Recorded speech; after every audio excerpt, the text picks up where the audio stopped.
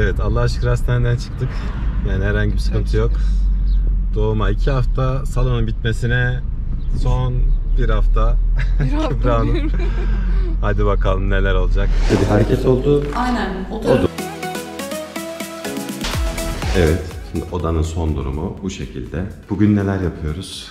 Kısaca bahsedelim. Bugün elektrik tesisatımızın oluşturulması, ciddi anlamda kırım gerekli alanı böleceğiz. Bir yemek masasının üstü alan olacak, bir de oturma alanı üstü olacak. Bir tane 220'miz var belki. Aynı zamanda zemine de şapatmadan önce XPS sereceğiz. Yani burayı komple böyle köşede üzerine vazo koymak için. Aynen. Tamam. Yani, o şekilde yapalım. Çünkü arkasında hem bir ahşap uygulama. Önümüz simetrik olacağını, biraz da asimetrik görüntüde. Aynen. Aynen öyle. 80 santim tasarladık. Herhalde şöyle 2.10, 2.15 gibi bir ölçü. Aynen. Gayet yeterli olur. Süper.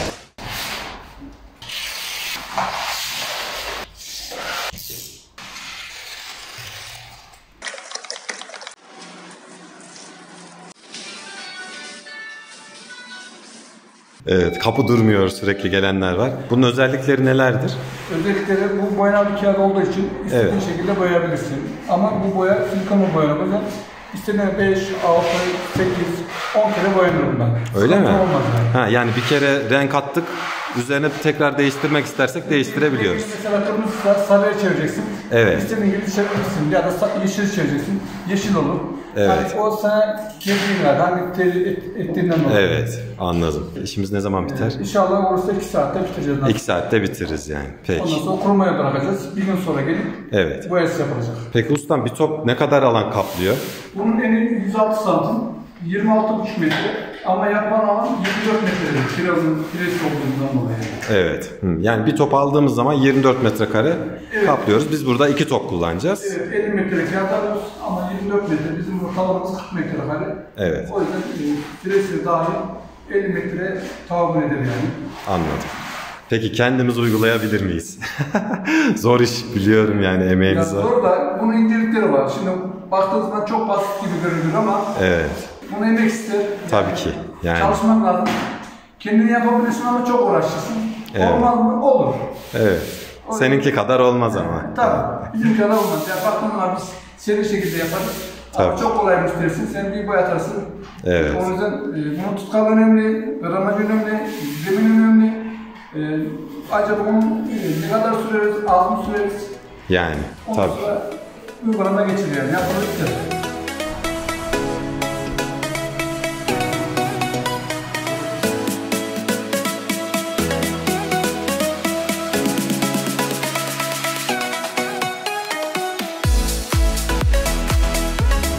Bugün 11. günümüze girdik. Tavanımıza deri desen kağıt yaptık, boyanabilir. Balkon kısmına karşılıklı 2 duvara bu şekilde çok hoş gri tonda taş desen kağıdımızdan yaptık. Kağıdımızın boyasını yapıyoruz, tavan kağıdının. Normalde bu kağıdın orijinali beyazdır, uygulamada beyaz olur. Üzerine biz tekrar boyarız. Hani boyamamıza gerek var mı? Var. Neden? Çünkü kağıdı, bu ince bir kağıt olduğu için yapıştırdıktan sonra illaki yapıştırıcısı, kuruluğu falan belli eder, ek yerleri belli eder. Boyandıktan sonra yekpare bir yüzey oluşur. Yani boyanmasa bile bayağı güzel duruyordu. Boyanmasa bile güzel. Yani şöyle ustalıkla alakalı. Bizim ustamız iyiydi. Gerçekten çok iyiydi. Ve çok kirletmeden boyayı tertemiz bir teslim etti ama her zaman böyle denk gelmeyebilir. İşte ek yerleri görünür, kenarı kalkar. O yüzden bir boya ister mutlaka. Biz ne olur ne olmaz diye temizlesin yüzeyini, yekpare olsun diye güzelce tavan boyamızı yapıyoruz. Şu anda ilk katı sürdük, kurumasını bekliyoruz. İkinci katı süreceğiz. Duvarlarımızı, alçı sıvayı çok güzel bir saten alçı çektik. Pürüzsüz, dalgasız bir şekilde. Zımparamızı ve astarımızı sürdük. Şimdi üzerine duvar boyamızı yapacağız. Boya renklerimize karar vermiştik. Şöyle duvarlara deneme olarak sürdük. Samur dediğimiz Marshall boyanın kataloğundan bir renk. Evet. Sıcak bir ton tercih ettik çünkü salonumuz gölgede kalan bir mekan. Çok fazla gün ışığı almayan bir mekan. Dolayısıyla sıcak renkler tercih ederek bu şekilde bir ısıl denge sağlamayı düşündük. Evet, biraz da canlı olsun istedik. Aynen zaten. öyle, biraz daha canlı, neon bir görüntü olsun istedik. Şu duvarımızı, apliklerimizin olduğu fon duvarımızı biz samur dediğimiz bu koyu renkle boyayacağız. Kalan yüzeyleri de Biraz gölgede kalıyor ama şöyle deneme rengini sürdük. Keçe dediğimiz yine Marshall boyanın çok hoş bir tonu. Pastel bir rengi. Keçeden boyayacağız. Kalan yerlerin tamamı o renk olacak. Nişlerimizin ölçülerini aldık. Mobilya ustasına ölçülerini vereceğiz. Mobilya atölyesinde de yine detaylıca anlatacağız. Nişlerimiz nasıl olacak? Kısaca bahsedeyim. Nişlerimizin içi LED barla aydınlatmalı olacak. Kablolarımızı önceden çıkardık böyle. Evet. LED barı dibinden yapalım değil mi? Evet, aynen Dibinden öyle. olsun.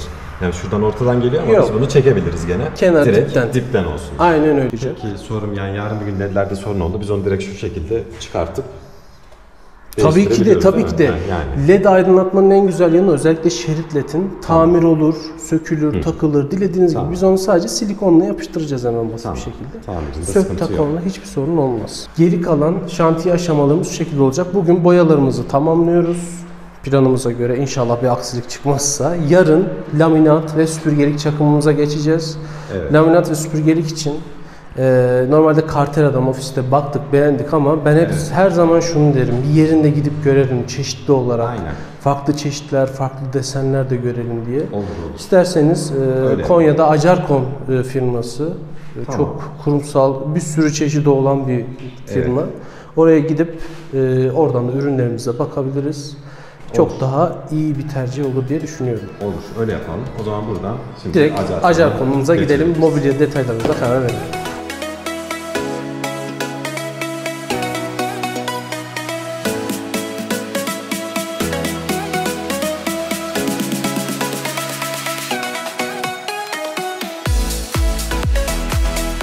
Hoş geldiniz Kübra Hanım, Ali Bey. Hoş Sinan Bey bulduk. hoş geldiniz. Merhaba, hoş bulduk. Neler alacağız? Sinan Bey? Yuvarlan birisi, laminat ve süpürgelik Tamam. dağılımı yapacağız. Bunun için sizden aldığım kartelaları ben ofiste kendilerine biraz tanıttım. Tasarım olarak biraz fikir sahibi olduk ama buradaki ürün çeşitliliğini görmekte, birebir görmekte fayda var. O yüzden Acarkon'u da ziyaret edelim. Ürünlere buradan da bakalım. Süper. Peki bir serisel olarak bir şey Tabii yaptınız mı? koyu renkler düşündük özellikle. Laminattan başlayabiliriz mesela. Yani şöyle söyleyeyim. Sıcak bir Kestane ortama tonlarında. dönüştürelim. Çok Evet. açıktı önceki. Mesela benim tercihim şu efekti. Efekt, ben de onu diyecektim. Aletin Efekt serisini dokuz tavsiye olsun. ederim. Kesinlikle. Ya bu efekt serisinin serisel olarak özelliği register yüzey olması, doğallığı daha ön plana çıkarmak, dokuyu, ağaç dokusunu daha iyi hissetmek. Biz sıcak renklere geçmek istiyoruz. Yani böyle Aynen. ahşabın hem dokusunu hissedelim, hem böyle sıcaklığını hissedelim. Şimdi başka Evet. ne olabilir alternatif düşünebileceğimiz? Mesela bir de şunu mu koysak acaba yanına? Evet. O da olabilir. Aramızda bir Şöyle bir tercih şey. yapalım. Sinan, senin ofiste seçtiğimiz Cartera'daki hangisiydi? Şuydu galiba. renk. Şu Fuji dediğimiz. Olabilir. Şu da biraz daha koyu olunca daha farklı görünüyor. Biraz Tozlu mu? Toz tutar mı?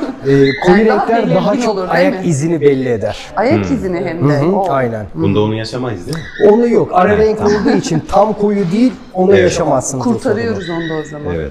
Yani bu daha çok kestane rengine Evet. benziyor değil mi? Aynen öyle tabii. Tamam. Yine seçtiğimiz lambirleri de yanına koyduk mu? Hangisine daha uyarsa Lambirlere de şöyle bakalım. Lambirlere buradan bakabiliriz.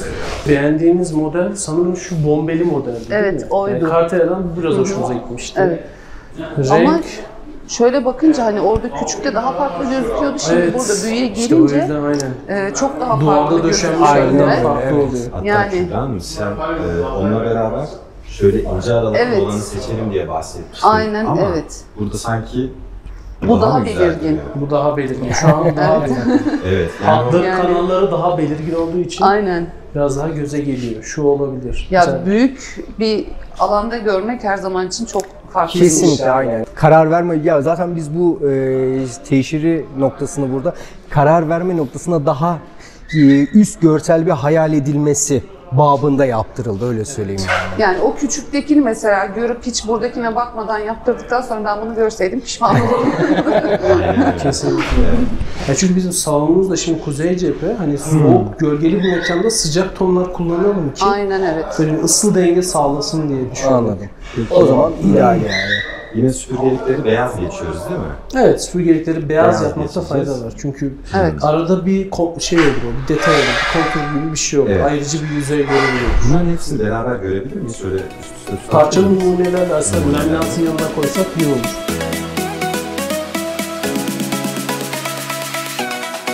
Evet. Bence gayet Nasıl? Evet. Şahane değil. Yani daha sıcak oldu. Evet, bir de süpürgelik modellerine bakalım. Ona Tabii göre ki. tercihimizi yapalım. Ona da buradan bakıyoruz hemen. Evet, süpürgeliklerimizi de şöyle söyleyeyim. Bunlar PVC süpürgeliktir. PVC'den kastımız MDF üzeri kağıt ve üzerinde bir PVC kaplama, şeffaf PVC kaplama. Bunun ne artısı var?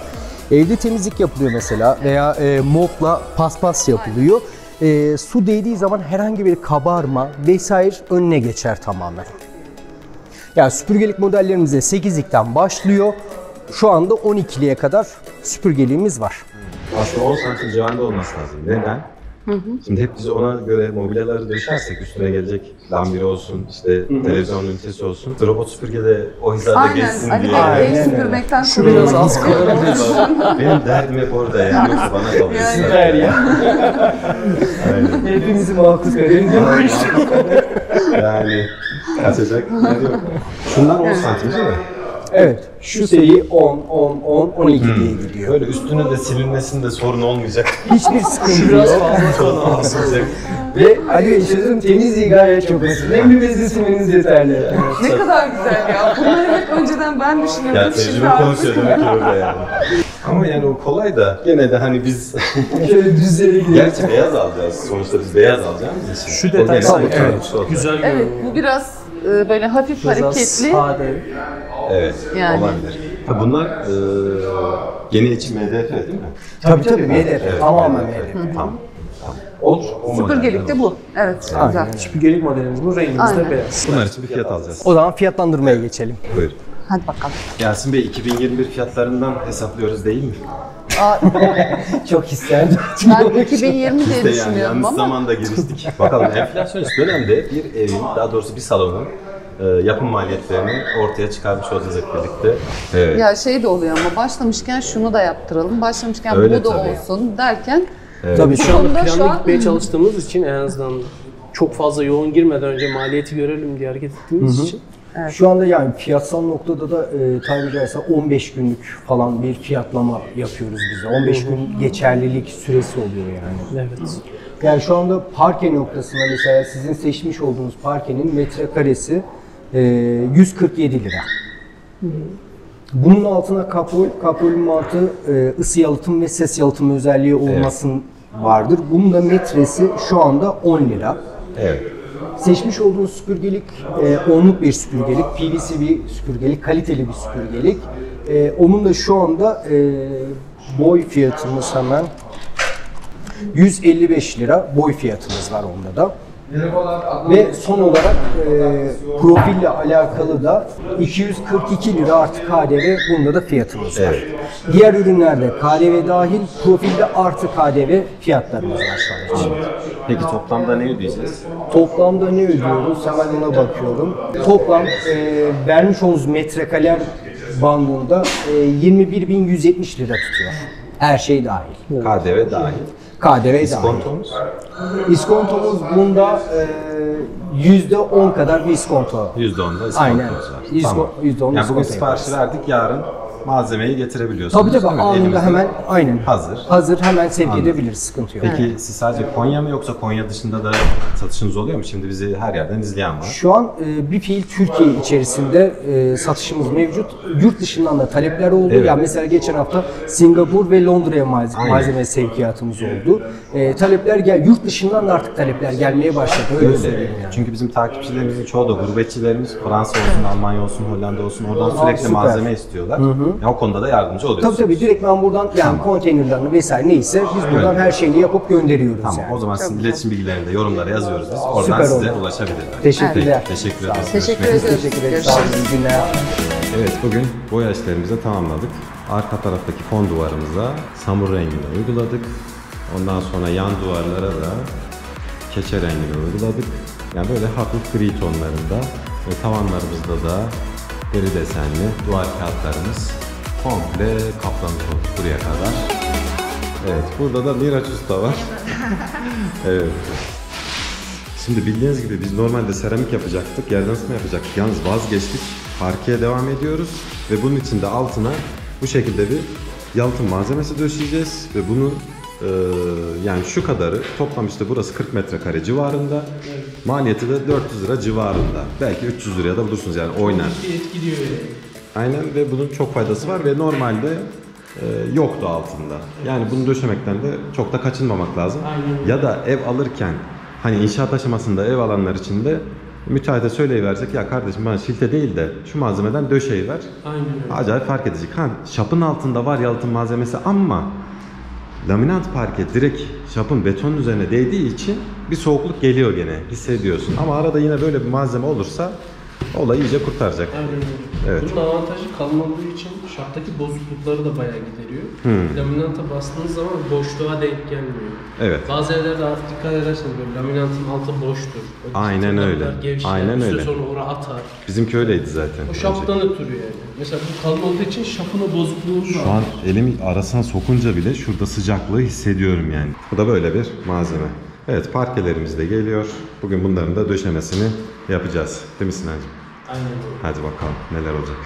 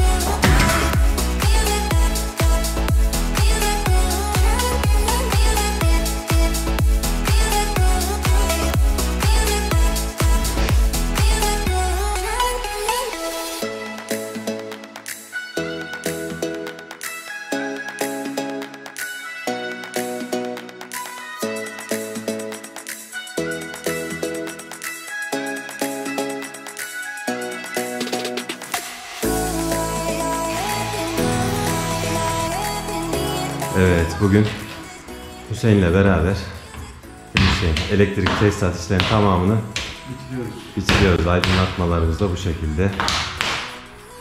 Lineer aydınlatmalar tercih ettik yemek masasının üzerine. Bunları da yine kumandalı yaptık değil mi? Evet, kumandalı. Kumandası orada hemen göstereyim. Bunun sistemi şöyle, bunda 6 tane devre var. Birinci devremiz bu. Yok. Evet. İlk denememiz başarısız. Hah, oldu. Şimdi şöyle alakalı. Birinci Evet. devreyi bunu yaptım. Tamam. İkinci devreyi geniş alan yaptım. Yani Tamam. Orayı henüz bağlamadık. Bağlayacağız.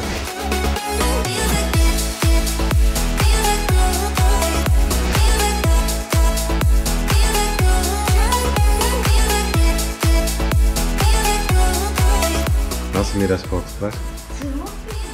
Nasıl? Dev gibi mi? Evet. Dörtlü koltuklarımız da geldi. Değil mi? Şimdi de diğer koltuklar gelmişti. Nasıl Kübra Hanım?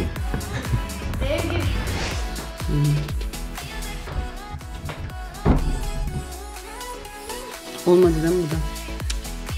Son hakkımız kaldı galiba. Tahmin ettiğim halım mı? Evet. Ha. Aynen, bu benim hoşuma gittiydi. Bunun rengi daha iyi oldu gibi sanki. Bu hiç olmadı ya. Bu çok açık oldu. Halımıza karar verdik. Bu oldu.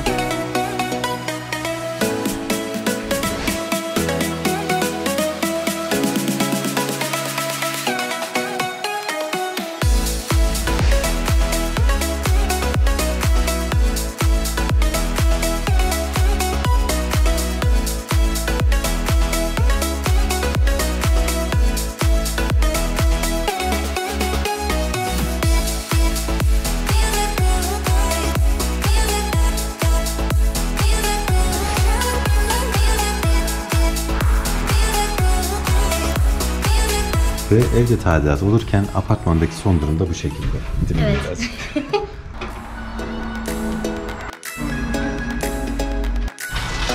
Bunda içi yalıtımlı değil mi? Buradan bunu silebiliyoruz. Evet, Adnan Usta'yla son rütuşları yapıyoruz. Tamamlıyoruz işte. Ben artık sona geldik ya. Değil mi? Bunların ışıklarını da yakalım.